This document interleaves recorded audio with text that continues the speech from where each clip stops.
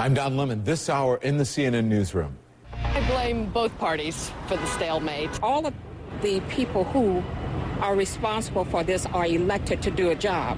See, if I did my job like that, I'd be fired. Tell it. Tell it. Those are some people we talked with this week about the impasse in the debt ceiling negotiations. It seems no one is happy with the lack of progress. You heard them. The debt clock is ticking away as the debt ceiling crisis continues to be unresolved. And we've been hearing how all of this may affect the nation's budget. But what about your budget? What about your budget?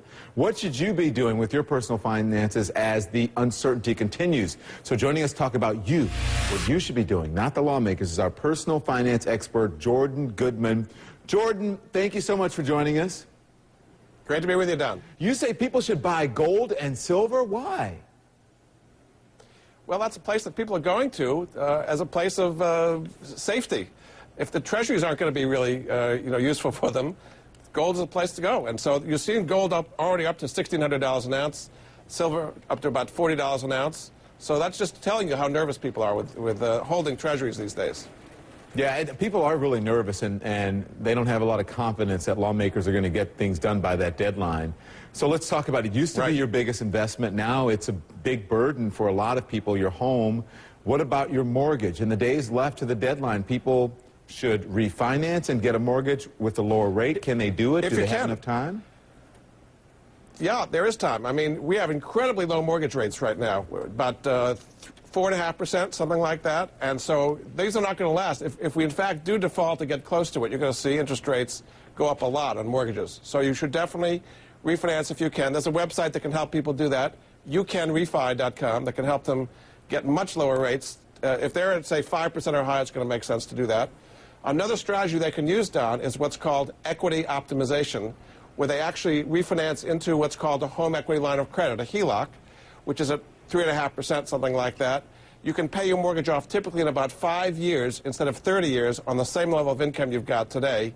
There's a website people can find out about that, what's called truthinequity.com. So, in fact, that is a good thing you can do to take advantage of it right now. These low rates aren't going to last forever. That is amazing if you could, to be able to do that. I want to ask you also another big investment for most people, 401k. What should we be doing with our 401k, if anything, right now? I wouldn't panic, because what happens is people panic at the low. We're going to go through something similar to what we did 3 years ago with the Lehman Brothers crisis. And remember, the stock market fell very sharply at that time. The people who sold and panicked didn't feel too good about it later because they sold at the low.